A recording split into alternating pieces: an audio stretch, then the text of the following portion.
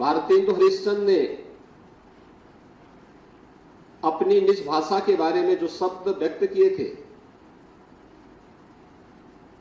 कि निज भाषा उन्नति है सब उन्नति के मूल, तो मुझे लगता है कि यह भाव आज भी हम सबको बरबस हम सबका ध्यान आकर्षित करता है। अगर हमारे भाव और हमारी भाषा ही हमारी स्वयं की नहीं है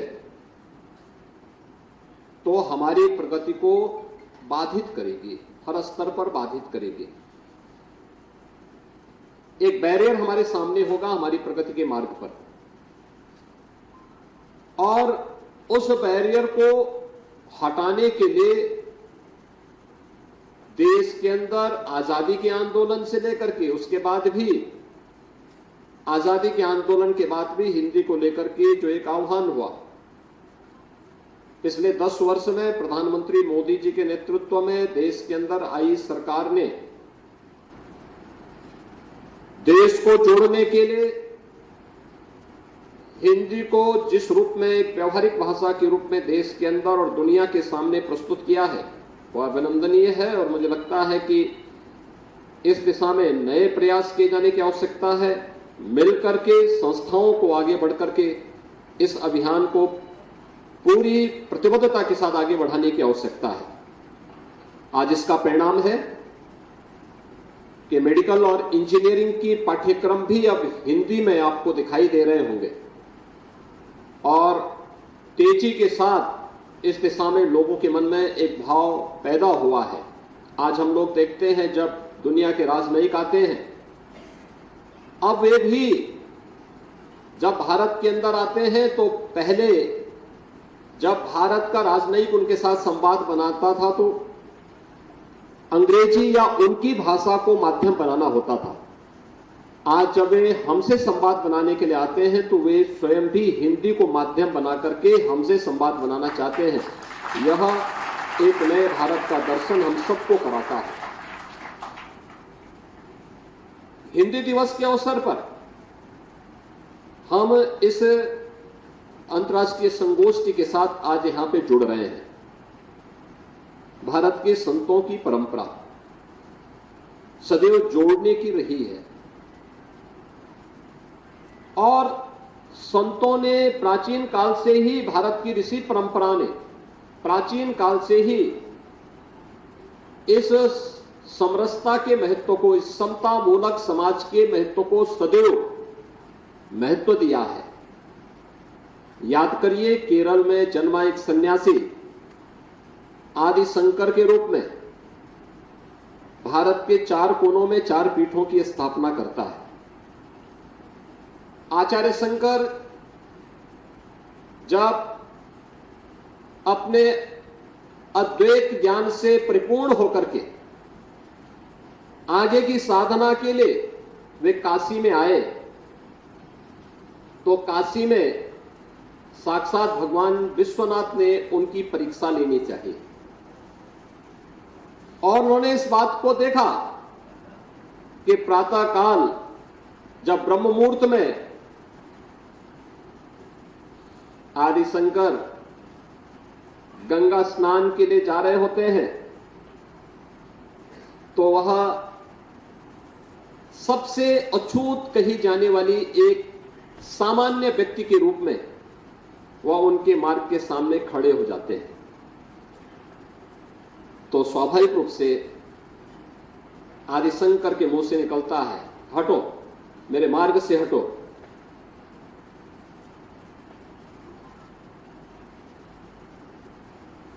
तो सामने से जो चंडाल होता है वह एक प्रश्न पूछता है कि आप तो अपने आप को अद्वैत ज्ञान के मर्मज्ञ मानते हैं, आप किसको हटाना चाहते हैं? आपका ज्ञान क्या इस भौतिक काया को देख रही है, इस भौतिक काया के अंदर बसे हुए ब्रह्म को देख रही है? अगर ब्रह्म सत्य है तो जो ब्रह्म आपके अंदर है वही मेरे अंदर भी है। और इस ब्रह्म सत्य को जान करके अगर आप इस ब्रह्म को ठुकरा रहे हैं तो इसका मतलब आपका ये ज्ञान सत्य नहीं है, तो उन्होंने, वे भौचक थे, एक चंडाल के मुंह से इस प्रकार की बात। उन्होंने कहा कि आप कौन हैं, मैं जानना चाहता हूं। उन्होंने कहा कि जिस ज्ञान व्यापी की साधना के लिए, दुर्भाग्य से वो ज्ञान व्यापी आज लोग उसको दूसरे शब्दों में मस्जिद कहते हैं, लेकिन वो ज्ञान व्यापी साक्षात विश्वनाथ ही है। जिस ज्ञान व्यापी की उपासना के लिए आप केरल से चल करके यहां आए हैं, मैं उसका साक्षात स्वरूप विश्वनाथ हूं। तो वह उनके सामने नतमस्तक होते हैं और उन्हें इस बात का पश्चाताप होता है कि नहीं, ये जो भौतिक अस्पृश्यता है, यह न केवल साधना के मार्ग का सबसे बड़ी बाधा है, बल्कि राष्ट्रीय एकता और अखंडता की भी सबसे बड़ी बाधा है। और इस बड़ी बाधा को अगर हमारे समाज ने समझा होता तो देश कभी गुलाम नहीं होता, कभी गुलाम नहीं होता। भारत की संत परंपरा ने कभी भी इस बात को महत्व नहीं दिया। उन्होंने हमेशा समरस समाज पर जोर देने का प्रयास किया। दूसरे संत रामानंद जी के बारे में आप देखें, रामानंद जी ने भारत की उपासना विधि की एक विशिष्ट पद्धति को आगे बढ़ाया, लेकिन इस विशिष्ट पद्धति के साथ साथ उन्होंने कहीं छुआछूत और अस्पृश्यता को कभी महत्व नहीं दिया, कभी भी उसको महत्व नहीं दिया। उन्होंने भी इस पर जोर दिया, और वह जोर था उनका भी उस समय के समाज को जोड़ने के लिए। एक तरफ रविदास उनके शिष्य बनते हैं, दूसरी तरफ कबीरदास उनके शिष्य बनते हैं। एक लंबी परंपरा उस समाज से है जिसे आज भी समाज का एक तबका अछूत मानता है। यानी कभी भी इस बात को महत्व नहीं दिया गया कि समाज में हम छुआछूत और अस्पृश्यता को महत्व दें। भारतीय संत समाज ने, भारत की ऋषि परंपरा ने इसे महत्व नहीं दिया, और वही नाथ पंथ की परंपरा भी, महायोगी गुरु गोरक्षनाथ की परंपरा के बारे में अगर आप देखेंगे तो जाति, मत, मजहब, क्षेत्र, भाषा, इस पूरी परंपरा ने कभी भी अनादर नहीं किया, सबको सम्मान दिया, सबको जोड़ने का प्रयास किया। यह न केवल आध्यात्मिक रूप से एक व्यवहारिक धरातल पर उतरा हुआ एक ऐसा उपासना विधि थी जिसने एक और काया की शुद्धि पर ध्यान दिया और उसके माध्यम से आध्यात्मिक उन्नयन के मार्ग को प्रशस्त किया, तो दूसरी तरफ समाज को जोड़ने के लिए भी समरस समाज के माध्यम से समाज के प्रत्येक तबके को अपने साथ जोड़ने का काम भी किया। और उन सब बातों का अगर उल्लेख हमें देखना हो, करना हो, तो गोरखवाणी की जो शब्दी हैं, उनके जो दोहे हैं, गोरखवाणी के जो अलग अलग प्रकार की गोरखनाथ जी की जो वाणियां हैं, उनको अगर हम देखेंगे तो आपको बहुत सारे ऐसे तथ्य और तत्व उसमें मिलेंगे जो बरबस हमारा ध्यान आकर्षित करते हैं, और उन सब बातों से इस बात को आप प्रमाणित कर सकते हैं कि गोरखनाथ जी ने अपने समय में इस समाज को जोड़ने के लिए, आध्यात्मिक उन्नयन के लिए, राष्ट्रीय एकता और अखंडता के लिए उस समय उनके द्वारा रची गई शब्दी, पद, दोहे, ये सभी हम सबका ध्यान आकर्षित करती है। आप देखें उस समय मलिक मोहम्मद जायसी, जिन्होंने पद्मावत रची थी, पद्मावत में मलिक मोहम्मद जायसी गोरखनाथ जी के बारे में क्या कहते हैं? वे कहते हैं, बिन गुरु पंथ न पाइए, भूले सोचो भेंट, जोगी सिद्ध होई तब जब गोरख सो भेंट। ये मलिक मोहम्मद जायसी बोलते हैं। और संत कबीर के बारे में भी अगर आपको देखना है, उन्होंने भी इस बारे में गोरखनाथ जी की योग पद्धति के बारे में जो बातें कही कि गोरख सोई ज्ञान कमि कहे, महादेव सोई मन की लहे, सिद्ध सोई जो साधे इति, नाथ सोई जो त्रिभुवन जति। कबीर ग्रंथावली में संत कबीर भी इस बात का उल्लेख करते हैं। और तुलसीदास जी तो उससे भी आगे बढ़कर के इस बात को कह देते हैं कि गोरख जगायो जोगो और भगति भगायो लोगो। इस बात का उल्लेख उनके द्वारा भी की जाती है। अगर हम हिंदी दिवस पर हिंदी साहित्य के बारे में जब चर्चा करते हैं तो पूरी संत साहित्य से ये परंपरा आगे बढ़ती है और संत साहित्य की आधारशिला महायोगी गोरखनाथ का साहित्य दिखाई पड़ता है। उस पर शोध और उन कार्यक्रमों को हम आगे बढ़ाएंगे तो आपको दिखाई देगा वे शब्दी, वे पद हिंदी साहित्य के, जिन्हें संकलन भी हिंदी के एक मूर्धन्य विद्वान डॉक्टर पीताम्बर दत्त बड़थवाल ने गोरखवाणी के रूप में किया है और जिसके लिए हिंदी की पहली डी.लिट की उपाधि डॉक्टर पीताम्बर दत्त जो बड़थवाल को प्राप्त होती है, यह हम सब का ध्यान आकर्षित करती है। और इसीलिए सबसे पहले हिंदी दिवस के अवसर पर इतनी बड़ी संगोष्ठी, इसमें अलग अलग विद्वानों को एक मंच पर लाना, फिर उनके माध्यम से उन विषयों को लेकर के जो आज के समय के लिए प्रासंगिक हैं, जो इसमें जो मुझे बताया गया कि 6 तकनीकी सत्र इस पूरी संगोष्ठी के दौरान होने हैं, जिसमें नाथ पंथ सिद्ध परंपरा एवं साधना पर एक सत्र होना है, नाथ पंथीय दर्शन और सामाजिक समरसता पर दूसरा सत्र होना है, नाथ पंथीय विश्वकोश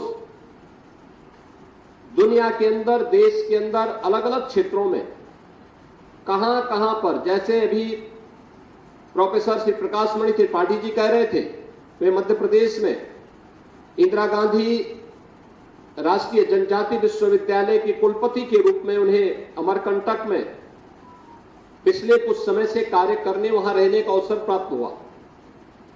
अनेक ऐसे स्थल उस क्षेत्र में उनको देखने को मिले हैं जो गांव या कस्बे जो गोरखपुर के नाम पर या गोरखनाथ जी के नाम पर वहां पर रखे गए। ऐसे ही आप देश के अंदर अलग अलग स्थानों पर जाएंगे। अभी पिछले दिनों मुझे अयोध्या में कन्याकुमारी, यहां से आपके रामेश्वरम से आए हुए एक संत के कार्यक्रम में जाने का अवसर प्राप्त हुआ। उन लोगों ने अयोध्या में एक मंदिर का निर्माण कराया था, उसमें मुझे बुलाया था, मैं गया था। बहुत उच्च कोटि के आध्यात्मिक संत हैं और उन्होंने मुझे वहां पर आमंत्रित किया था, मैं गया था। उन्होंने मुझे कुछ तमिलनाडु के सुदूर किनारे वहां पर गोरखनाथ जी से जुड़े हुए स्थलों का एक प्राचीन साहित्य के कुछ मुझे पांडुलिपियां उपलब्ध करवाई। उन्होंने कहा कि देखिए, हम लोग जब वहां जंगलों में जाते हैं, देखते हैं, तो मुझे यह कुछ मंदिर मिले हैं जो साहित्य के साथ साथ आज भी वहां पर इस रूप में अवस्थित हैं। और ये गोरखनाथ जी का ये प्राचीन मंदिर, ये साधना स्थली किस रूप में वहां पर स्थित है। सैकड़ों वर्ष